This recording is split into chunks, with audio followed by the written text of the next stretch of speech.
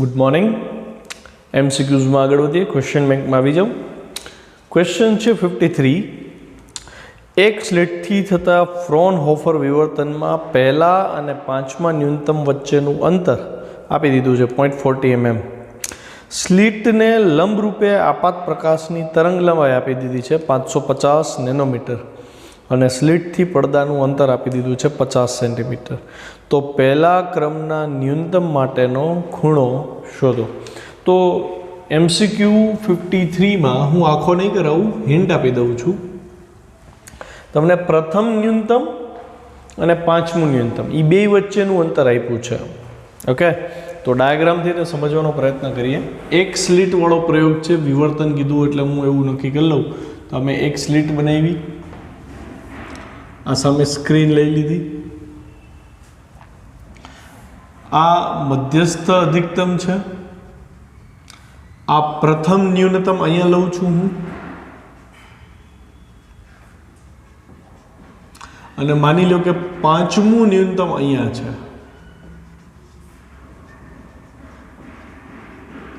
તમને છે ને આ બે વચ્ચેનું અંતર આપ્યું છે.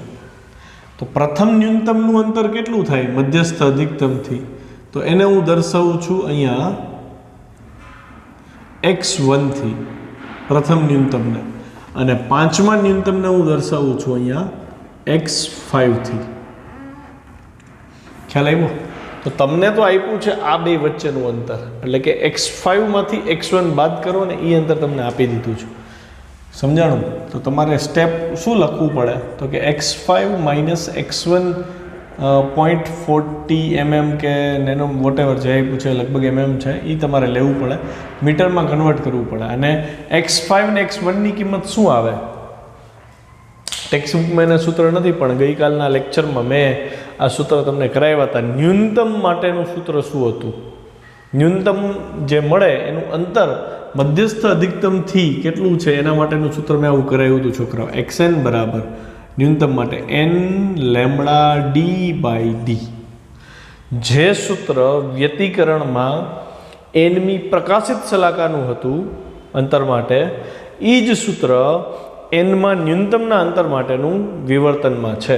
એટલે જ મેં અહીંયા એની બદલે ડી લખ્યો છે, તો મને ઇઝી પડશે. બસ, તો અહીંયા તમારે હવે શું કરવાનું છે? અહીંયા બેની વેલ્યુ મૂકી દો, લેમ્બડા કેપિટલ d/d કોમન કાઢી લ્યો, તો તમને શું મળે?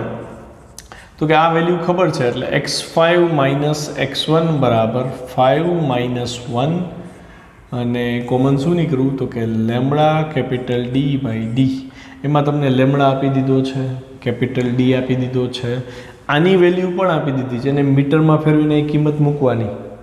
પછી તમને મળશે શું? ડી. ડીને કરતાં બનાવી અને ડી શોધી લ્યો.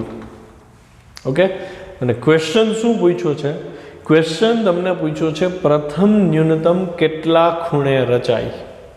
તો એ ખૂણો વ્યાખ્યાયિત આપણે અહીંયા કરીએ ડાયાગ્રામમાં. આ મધ્યસ્થ અધિકતમ અને આ ખૂણો તમારે ગોતવાનો છે θ1. તો પ્રથમ ન્યૂનતમનો ખૂણો છે. તો પ્રથમ ન્યૂનતમ માટે હું શું લખું? તો કે પ્રથમ ન્યૂનતમ માટે પથ તફાવતનું સૂત્ર શું થાય? આ બધા બહુ અગત્યના મુદ્દાઓ છે. પથ તફાવતને આપણે d sin θ કહેતા હતા. પ્રથમ ન્યૂનતમ છે એટલે θ1 આવે, અને અહીં શું આવે? n lambda. n લેમ્બડા એટલે 1 એટલે ખાલી લેમ્બડા જોઈ દો. તો sin θ1 બરાબર શું થાય? તો કે sin θ1 સૂક્ષ્મ હોય એટલે હું ડાયરેક્ટ θ1 જ કહી દઈશ. બરાબર શું આવે? તો કે લેમ્બડાના છેદમાં d. લેમ્બડા ક્વેશ્ચનમાં આપ્યો છે, d તમે અહીં ગોતી લ્યો છો, એટલે લેમ્બડા/d કિંમત મૂકો, જવાબ આવી જાય. એટલે હોમવર્કમાં છે, જાતે કરવાનો છે. 54મો MCQ. એક સ્લિટથી થતા ફ્રોનહોફર વિવર્તનમાં સ્લિટની પહોળાઈ આપી છે 0.60 mm. 54 સ્લિટની પહોળાઈ આપી દીધી છે d = 0.60 mm. હું સ્લિટની પહોળાઈને એ બદલે d જ કહીશ. ઓકે, પછી સ્લિટને લંબરૂપે આપાત પ્રકાશની તરંગ લંબાઈ 600 નેનોમીટર છે અને પડદાનું અંતર 60 સેન્ટીમીટર છે. લેમ્બડા 600 નેનોમીટર અને કેપિટલ ડી 60 સેન્ટીમીટર. આટલું આપ્યું છે, પડદાનું અંતર આપ્યું ને. તો મધ્યસ્થ અધિકતમની પહોળાઈ શોધો. મધ્યસ્થ અધિકતમની પહોળાઈ છોકરાઓ મધ્યસ્થ અધિકતમ જો આ ડાયાગ્રામમાં સમજાવી દો, આ મધ્યસ્થ અધિકતમ થયું. તો કે મધ્યસ્થ અધિકતમ પૂરું ક્યાં થાય? તો કે પ્રથમ ન્યૂનતમ પાસે. શીખ્યા છો ને? તો તમારે આની પહોળાઈ શોધવી જ છોકરાઓ. તો મધ્યસ્થ અધિકતમની પહોળાઈ શોધવાને બદલે હું x1 ગોતી લઉં તો x1 એટલે મધ્યસ્થ અધિકતમના કેન્દ્રથી પ્રથમ ન્યૂનતમનું અંતર. આનું અંતર એટલે કે આ ગોતી લઉં x1, એને ગુણ્યા 2 કરી નાખું એટલે મને આખા મધ્યસ્થ અધિકતમની પહોળાઈ મળી જાય ને. તો હું અહીં શું લખીશ? જો મધ્યસ્થ અધિકતમની પહોળાઈ એટલે 2 ગુણ્યા પ્રથમ ન્યૂનતમનું મધ્યસ્થ અધિકતમથી અંતર.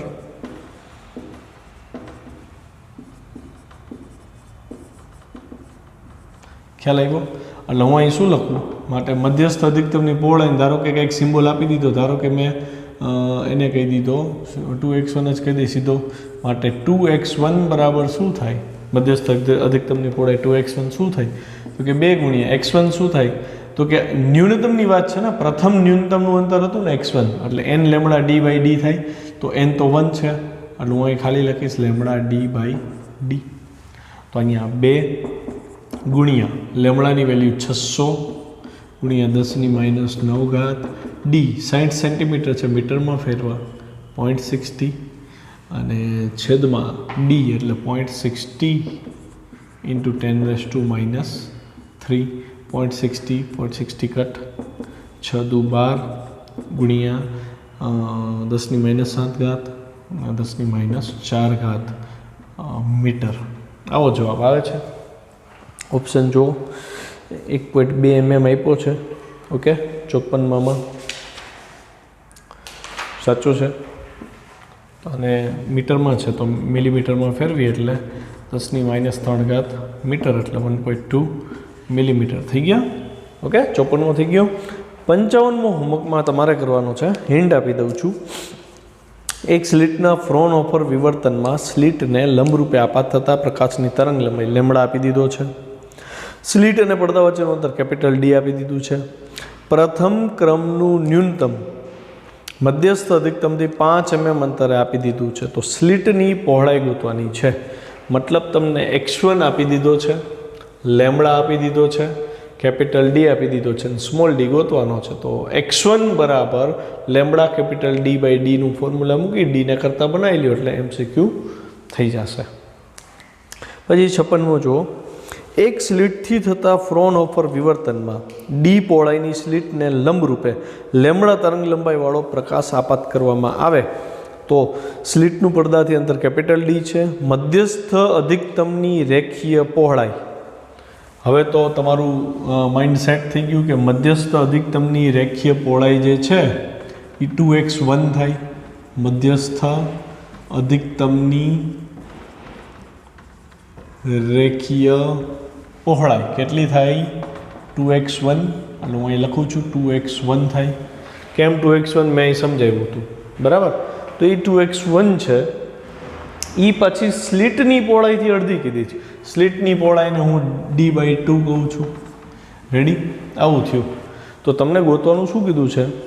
તો સ્મોલ ડી કેટલો એ શોધવાનો છે. તો હું પહેલાં તો ચારે ઓપ્શન ચેક કરું. ચારે ઓપ્શનમાં લેમડા અને ડીના પદમાં જવાબ છે. તો મારે લેમડા અને ડીને ઇન્ટ્રોડ્યુસ કરવું પડે એટલે હું x1ની કિંમત મૂકી દઉં અહીંયા. તો 2 લેમડા d/d = d/2 થાય. તો મારે ડી જોઈએ છે તો ડીને આ બાજુ લઈ લો એટલે d² = 4 લેમડા ડી. માટે d = √4 lambda D. Check it. ત્યારબાદ 57મો MCQ તમારાથી થઈ જાય એમ છે. હોમવર્કમાં છે 600 નેનોમીટરની તરંગ લંબાઈનો પ્રકાશ. નેનોમીટર નહીં, મિલીમીટર છે મારે. તમે જોજો તમારે જે હોય એ જ પ્રમાણે દાખલો ગણજો.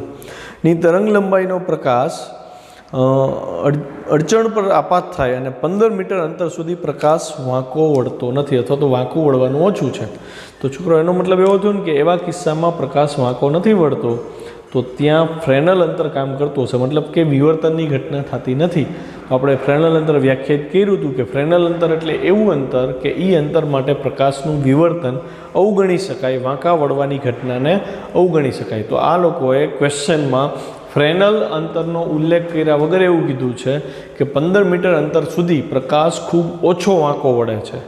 એનો મતલબ કે એ અંતર ફ્રેનલ અંતર છે. તો મતલબ ફ્રેનલ અંતર આપી દીધું 15 મીટર, તરંગ લંબાઈ આપી દીધી છે. તો તમને કીધું છે અડચણનું રેખીય પરિમાણ શોધો. અડચણનું રેખીય પરિમાણ આપણી ટેક્સ્ટબુક એ કહે છે, આપણે એને ડી કહી છીએ, વોટેવર જે કહેવાય. તો સીધું તમારે ફ્રેનલ સૂત્રવાળું સૂત્ર જ મૂકવાનું થાય ને. ZF = S² લખો કે D² લખો, તમારે એ અથવા તો ડી ગોતવાનું છે. ગોતી લેજો, સૂત્ર મેં કહી દીધું છે. પછી 58મોય તમારાથી થઈ જાય એવો છે. 58માં MCQમાં એમ કીધું છે કે એક સ્લિટથી થતા ફ્રોનહોફર વિવર્તન. ફ્રોનહોફર વિવર્તન એટલે વસ્તુ અનંત અંતરે અથવા તો ઉદ્ગમ છે અનંત અંતરે, સ્ક્રીન પણ અડચણથી અનંત અંતરે છે. તો એમાં તમને કીધું છે કે પ્રકાશની તરંગ લંબાઈ ડબલ કરવામાં આવે છે, સ્લિટથી પડદાનું અંતર 3 ગણું કરવામાં આવે છે અને સ્લિટની પહોળાઈ 3/2 ગણી કરવામાં આવે છે. તો મધ્યસ્થ અધિકતમની પહોળાઈમાં શું ફરક પડે? આમાં હું તમને ઓલમોસ્ટ ગણિત દઉં છું એમ સમજો. મધ્યસ્થ અધિકતમની પહોળાઈ કીધી છોકરાઓ. મધ્યસ્થ અધિકતમની પહોળાઈ શું સૂત્ર બને? હમણાં જ આપણે ભણ્યા અને આના MCQ વધારે છે. જોયું તમે 2x1 થાય. x1 એટલે તો કે મધ્યસ્થ અધિકતમથી પ્રથમ ન્યૂનતમનું અંતર હતું. મધ્યસ્થ અધિકતમની પહોળાઈ એટલે x1 + x1 2x1. x1ની કિંમત શું થાય? તો કે 2 ગુણ્યા x1 એટલે n/d માં n/d/d માં એની વેલ્યુ 1 થાય. એટલે હું અહીં શું લખીશ? λ/d/d. આવું થયું. હવે તમને શું કીધું છે ખબર છે? તો કે નવી તરંગ લંબાઈ છે એની બમણી કરી તમે. એટલે આ મધ્યસ્થ અધિકતમની પહોળાઈ, ધારો કે હું આને કંઈક નામ આપી દઉં, ધારો કે હું આને નામ આપી દઉં y નામ આપી દીધું. તો નવી મધ્યસ્થ અધિકતમની પહોળાઈ y કેટલી? તો કે આ 2m ના એમ. તરંગ લંબાઈ બમણી કરી એટલે આ 2λ. પછી આ ડિસ્ટન્સ તમને કીધું 3 ગણું કરો એટલે 3d. અને પછી કીધું આ ડિસ્ટન્સ 3/2 ગણો કરો, મતલબ કે સ્લિટની પહોળાઈ. તો હવે નવી જે પહોળાઈ મળી મૂળ પહોળાઈ કરતાં કેટલા ગણી એવું પૂછ્યું છે તમને. તો અહીંયા જો 2, 3 અને 3/2 વધારાના એટલે 3 × 6. આ 2 ઉપર ગયા એટલે 6 × 12, 12/3 એટલે 4 ગુણ્યા પાછું મૂળ સ્વરૂપ જે હતું એ 2λ/d/d. તો આના બરાબર તો y હતું ને, તો અહીં લખીશ 4y. કેટલા ગણી થઈ? 4 ગણી થઈ. તો કરી નાખજો.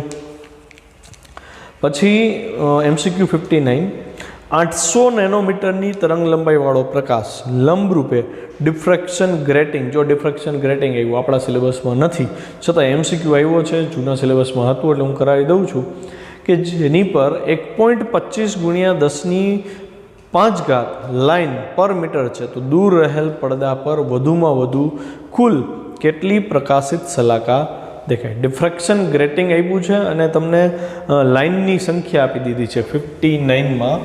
લાઇનની સંખ્યા એટલે એને હું n થી દર્શાવું છું. 1.25 × 10⁵ લાઇન પર મીટર છે આ આપ્યું છે. જ્યારે થિયરી ભણ્યા ને એમાં આ નથી આપ્યું. બરાબર. અચ્છા, તો તમારે આના માટે એક સૂત્ર નવું શીખવાનું થશે, યાદ રાખી લેજો. આપણે એવું લખીએ કે ડિફ્રેક્શન ગ્રેટિંગ માટે તમને પૂછ્યું છે કેટલી પ્રકાશિત સલાકા રચાય.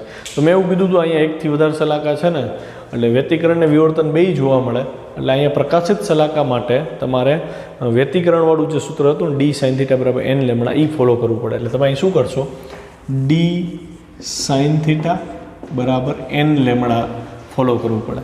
તમારે ગોતવાની છે પ્રકાશિત સલાકાની સંખ્યા. એટલે આપણે સૂત્ર કીધું હતું 2n + 1 અને મેં કીધું હતું જો કોઈ ઉલ્લેખ ન કર્યો હોય ને તો એની વેલ્યુ આ જે મળે ને એ કરવી પડે. તો આપણને ડી જોઈએ ને. ડી અહીંયા નથી સ્લિટની પહોળાઈ, ડી અહીંયા નથી સલાકાની 2 સ્લિટ વચ્ચેનું અંતર. તો ડી છે શું? તો ડી બરાબર મેં તમને એક સૂત્ર કરાવ્યું હતું a + e વાળું. પણ અહીંયા તો એ નથી આપ્યું અને એ નથી આપ્યું. એનો મતલબ હજી એક સૂત્ર મિસિંગ છે. ડી બરાબર આ સૂત્ર તમારા માટે નવું છે, 1/n થાય. ડી બરાબર આપણે ભણ્યા છીએ a + e, પણ આપણે લખ્યું 1/n. તો આ નોટ કરી લેજો.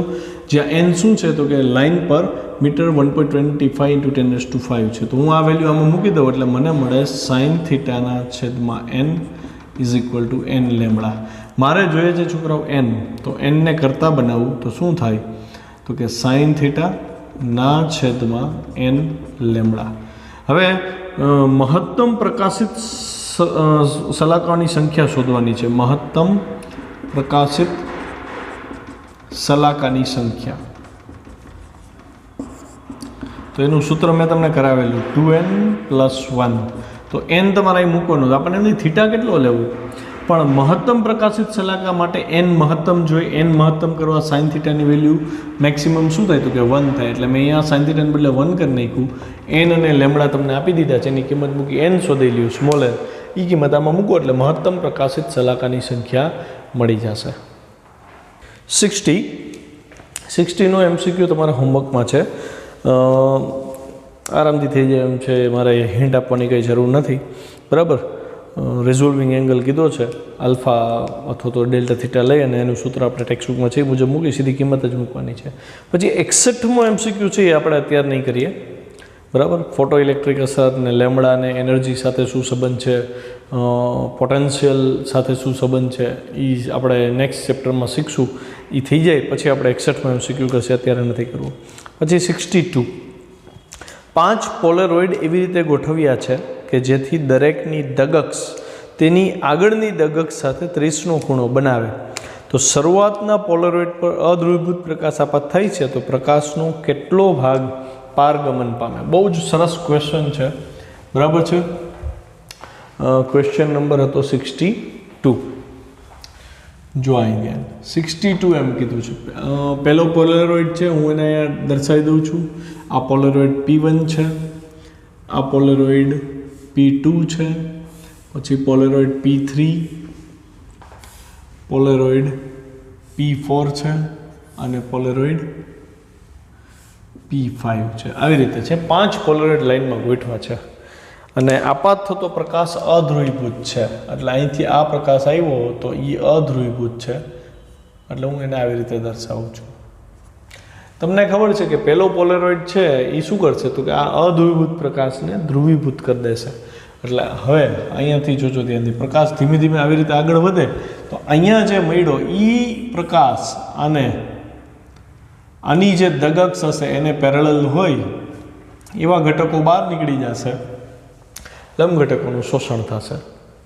ધારી લ્યો કે અહીંયા તીવ્રતા I0 હતી, તો આપણે ટેક્સ્ટબુકમાં જોયું હતું કે ભાઈ પોલેરોઇડમાંથી જ્યારે પ્રકાશ બહાર નીકળે ને ત્યારે સરેરાશ તીવ્રતા અડધી થઈ જાય, I0/2 થાય.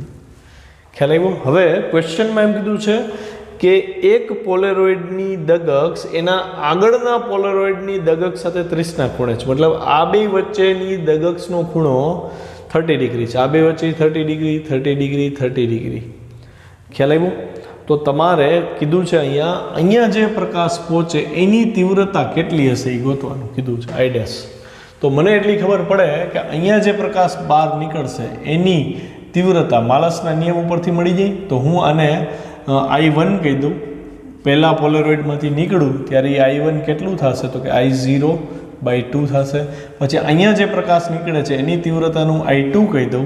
તો I2 શું થશે છોકરો, તો કે I1 અહીંથી જે ઇનપુટ મળે એ I1 અને પછી cos સ્ક્વેર થીટા થાય. હા કે ના? તો I2 તમને મળી ગયું I1 cos square theta. I1 cos square theta એટલે actually I0/2 cos square theta થયું. ખ્યાલ આવે છે? અચ્છા, ત્યારબાદ આ બે વચ્ચે દગક્ષ વચ્ચેનો ખૂણો 30 ડિગ્રી છે, એટલે અહીંયા જે મળે એની ઇન્ટેન્સિટીને I3 કહી દઉં. તો I3 બરાબર શું મળે, તો કે એનું ઇનપુટ I2 છે, એટલે I2 cos સ્ક્વેર થીટા થાય. તો I2નું કિંમત છે એ હું અહીં મૂકી દઉં, જુઓ ધ્યાનથી, I0/2 અને આ cos સ્ક્વેર થીટા, આ મેં I2ની કિંમત મૂકી. હવે પાછો cos સ્ક્વેર થીટા આવ્યો એટલે ઇન્ટુ cos સ્ક્વેર થીટા. પછી પાછું અહીંયા આઉટપુટ તમને મળે I4. તો I4 બરાબર શું થશે, તો કે I4 બરાબર I3, એનું ઇનપુટ I3 હતું ને, એટલે I3 cos સ્ક્વેર થીટા થાય. અચ્છા, અહીંયા cos સ્ક્વેર થીટા એટલે હું આવું લખી શકું ને અહીંયા આખાની 2 ઘાત. તો I3 તમને મળી ગયો છે. I3ની કિંમત હું મૂકું છું I0/2 cos સ્ક્વેર થીટા નો સ્ક્વેર. આ I3ની કિંમત મૂકી, પાછો cos સ્ક્વેર થીટા આવ્યો એટલે અહીંયા શું થઈ જશે, 3. એવી જ રીતે તમારે અહીંયા ગોતવાનું હતું એટલે I' ગોતવાનું છે. તો I' શું થશે, તો I' માટે ઇનપુટ I4 છે, તો હું લખીશ અહીંયા I4 cos સ્ક્વેર થીટા. એટલે I4ની વેલ્યુ અહીંથી મૂકીશ I0/2, અહીંયા cos સ્ક્વેર થીટા એની આ 3 ઘાત છે અને આ cos સ્ક્વેર થીટા પાછો આવ્યો એકવાર એટલે અહીંયા ઘાત કેટલી થઈ, 4. હવે હું કિંમત મૂકી દઉં. તો કે I0/2 cos square theta, theta આપ્યો છે તમને 30 ડિગ્રી, એટલે cos સ્ક્વેર 30 નો પાવર 4, તો I0/2 એમના એમ ગુણ્યા cos 30 એટલે √3/2 થાય. આ બે ઘાત આને આપી દઈ, અથવા તો હું એવું કરી શકું, અહીં 3/4 લખી શકું, √3/2 નો સ્ક્વેર કરી નાખ્યો અને આ 4 ઘાત છે, તો I0/2 ગુણ્યા 3 ની 4 ઘાત 81 અને 4 ની 4 ઘાત એટલે ચોકે ચોકે 16, 16 ગુણ્યા 16 256. તો પરિણામી જે જવાબ મેળવ્યો 81/512, આ બેન ગુણાકાર કર્યો અને ગુણ્યા I0. ઓકે. ત્યારબાદ 63મો MCQ, સોરી 63મો MCQ છે, જ્યારે અધ્રુવીભૂત પ્રકાશ કે જેની ઉર્જા, જો અધ્રુવીભૂત પ્રકાશની ઉર્જા આપી દીધી છે 63, કેટલી આપી છે? 3 ગુણ્યા 10 - 3 ઘાત જૂલ છે. ઓકે. પછી કીધું છે કે તેને 3 ગુણ્યા 10 - 4 ઘાત મીટર સ્ક્વેર ક્ષેત્રફળવાળા પોલેરોઇડ પર આપાત કરવામાં આવે છે. પોલેરોઇડનું ક્ષેત્રફળ આપી દીધું છે 3 ગુણ્યા 10 - 4 ઘાત મીટર સ્ક્વેર. અને પોલરાઇઝર છે એ પોતે રોટેટ થાય છે, એટલે ગોળ ગોળ ફરે છે. એની કોણીય ઝડપ આપી છે 3.14 રેડિયન પર સેકન્ડ. 3.14 રેડિયન પર સેકન્ડ. આ MCQ એવો કહેવાય કે મગજ તમારે કસવું પડે. ઓકે. તો ક્વેશ્ચન સમજો. પોલેરોઇડ ઉપર આપાત થતી ઉર્જા આપી દીધી છે, કેટલી છે? 3 ગુણ્યા 10 - 3 ઘાત જૂલ. તમને પૂછ્યું છે પોલેરોઇડ ભ્રમણ કરે છે, તો ભ્રમણ કરે ત્યારે બહાર નીકળતી ઉર્જા એ એક પરિભ્રમણ દરમિયાન કેટલી બહાર નીકળે ને ઉર્જા એ શોધવાની છે. તો પહેલાં તો એ વસ્તુ આપણે સમજીએ કે આપણને ઉર્જા કેટલી દાખલ થાય, કેટલી બહાર નીકળે, એનો કોઈ અભ્યાસ ટેક્સ્ટબુકમાં નથી થયો. પણ આપણને એટલી ખબર છે કે ભાઈ જો I0 ઇન્ટેન્સિટી પોલેરોઇડ ઉપર આપાત થાય તો બહાર નીકળતું જે પ્રકાશ છે એની ઇન્ટેન્સિટી I0/2 થઈ જાય છે. આપણે આવું ભણ્યા છે. અને એમાં પોલેરોઇડ ભ્રમણ કરે તો એ બહાર નીકળતા પ્રકાશની ઇન્ટેન્સિટી ઉપર કોઈ ફરક પડતો નથી, I0/2 થાય. એટલે પહેલાં તો હું અહીં લખીશ કે અહીં પોલેરોઇડમાંથી અથવા પોલેરાઇઝરમાંથી બહાર નીકળતા પ્રકાશની તીવ્રતા, એને હું I કહી દઉં, તો એ કેટલી થાય? તો કે મૂળ તીવ્રતાથી અડધી થાય. તો મૂળ તીવ્રતા કેટલી? તો કે મૂળ ઉર્જા ઉપરથી મૂળ તીવ્રતા શોધી શકીએ ને. વળી I0 બરાબર ઉર્જા છેદમાં ક્ષેત્રફળ ગુણ્યા શું લેશો? સમય. બરાબર. તો I0 તમને અહીંથી મળી જાય. I0માં હું ઉર્જા લખી નાખું 3 ગુણ્યા 10 - 3 ઘાત છેદમાં 3 ગુણ્યા 10 - 4 ઘાત, અને સમય એકમ સમય હોય એટલે અહીંયા 1 સેકન્ડ આવે. તો આનો જવાબ 3 ઉડી ગયા અને 10 આવે છે. તો I0 બરાબર શું મળ્યો? 10 જૂલ હોય. કેમ કે આ એકમ ક્ષેત્રફળ દીઠ એકમ સમય એકમ સેકન્ડમાં ઉત્સર્જાતી 1 સેકન્ડમાં ઉત્સર્જાતી તીવ્રતા થઈ. તો I0 આપણને મળી ગયો. તો I શું થાય? તો કે I બરાબર થશે આનું અડધું એટલે 5 જૂલ. અને આનો એકમ ખરેખર જૂલ ન આવે, એકમ આવે જૂલ પર મીટર સ્ક્વેર પર સેકન્ડ. આવો થાય જૂલ મીટર સ્ક્વેર પર સેકન્ડ, પર મીટર સ્ક્વેર પર સેકન્ડ. ક્લિયર? તો I મળી ગયો આપણને. હવે ઓમેગા આપ્યો છે તો તમને આવર્તકાળ મળી જાય છોકરો. ઓમેગા બરાબર 2π/t છે, તો 2π/t બરાબર 3.14 થાય. તો કેમ 3.14? તો રકમમાં આપ્યું છે અને પાઈની વેલ્યુ 3.14, તો આ બે ઉડી જાય. તો t બરાબર શું મળ્યું? 2 સેકન્ડ મળ્યું. હવે તમને પૂછ્યું હતું શું? તો કે એક ભ્રમણ પૂરું થાય એ દરમિયાન ઉત્સર્જાતી ઉર્જા. તો એક ભ્રમણ પૂરું થવા લાગતો સમય કેટલો? 2 સેકન્ડ છે ને. એક ભ્રમણ દરમિયાન ઉત્સર્જાતી ઉર્જા માટે હું પહેલાં તીવ્રતાનું સૂત્ર લખીશ કે ભાઈ તીવ્રતા કેટલી ઉત્સર્જાતી હતી? તો કે I જેટલી. તો I બરાબર શું થાય? તો કે ઉત્સર્જાતી ઉર્જા છેદમાં ક્ષેત્રફળ ગુણ્યા સમય થાય. સમય કેટલો? તો કે એક ભ્રમણ જેટલો સમય, એક ભ્રમણ જેટલો સમય એટલે આવર્તકાળ થાય છોકરા. તો આપણે તો ઉત્સર્જાતી ઉર્જા શોધવી હતી ને, એટલે હું અહીં લખીશ માટે ઉત્સર્જાતી ઉર્જા બરાબર શું છે તો કે આઈ ગુણ્યા ક્ષેત્રફળ ગુણ્યા આવર્તકાળ. ખ્યાલ આવ્યો? તો હવે હું આઈની વેલ્યુ મૂકું 5, ક્ષેત્રફળ આપી દીધું છે 3 ગુણ્યા 10⁻⁴ અને સમય આપ્યો છે આવર્તકાળ 2 સેકન્ડ. 5 દુ 10 તેરી 30 એટલે 3 ગુણ્યા 10⁻³ જૂલ. ઉત્સર્જાતી ઉર્જા જોવો જોઈએ આન્સર. તો આન્સર મેચ કરો ક્વેશ્ચન બેંકમાં. તો એમાં 4 ઓપ્શન આપ્યા છે અને 4 ખોટા છે. એ લોકોએ કંઈક સી કે ડીને આન્સર કરી દીધો છે અને જવાબ લઈ આવી પણ દીધો છે, પણ એ ભૂલવાળો છે. ખરેખર આન્સર 3 × 10⁻³ જૂલ આવે છે. ત્યારબાદ MCQ 64 છે અને 65 છે. તો 64માં તમારાથી થઈ જશે, હિન્ટની જરૂર નહીં પડે. છતાંય ન થાય તો મને કહેજો. 65 પણ થઈ જશે. બે અલગ અલગ માધ્યમમાં વેગ આપ્યા છે, વક્રી ભવનાંક તમને મળી જાય. અને કીધું છે કે પ્રકાશનું કિરણ ધ્રુવીભવન કોણે આપાત થાય છે, એટલે બ્રુસ્ટરનો નિયમ અહીંયા તમારે એપ્લાય કરવાનો છે. n = tan θp. તો n તમને ખબર છે તો θp મળી જાય. θp મળી જાય પછી તમારે વક્રીભૂત કોણ શોધવાનો છે, તો એ તમારે જાતે કરવાનો છે. ઓકે. ત્યારબાદ પાછળ જો પ્રાયોગિક કૌશલ્યો છે, તો છોકરા હું એવું ઈચ્છું છું કે આના જે ગ્રાફ આપ્યા છે, બરાબર 6 આલેખ છે, તો એ સૌ પ્રથમ તો પહેલાં તમે એને રીડ કરો, સમજવાનો પ્રયત્ન કરો કે ભાઈ કેવી રીતે આ ગ્રાફ એ લોકોએ બનાવ્યા હશે. ને નેક્સ્ટ લેક્ચરમાં એ ગ્રાફ હું તમને એક્સપ્લેન કરીશ. અને પ્લસ પ્રાયોગિક સ્કિલવાળા જે MCQs છે 66 થી 74 એ પણ તમને હોમવર્કમાં આપું છું, ટ્રાય કરજો. બાકી નેક્સ્ટ લેક્ચરમાં અઘરા MCQ હશે એ હું કરાવીશ અને જે તમારાથી થઈ જાય હશે એ હોમવર્કમાં આપીશ. અહીંયા આપણી ક્વેશ્ચન બેંક એટલે કે આવતીકાલે આપણી ક્વેશ્ચન બેંક પૂરી થઈ જશે અને નેક્સ્ટ ચેપ્ટર આપણે 11th સ્ટાર્ટ કરશું.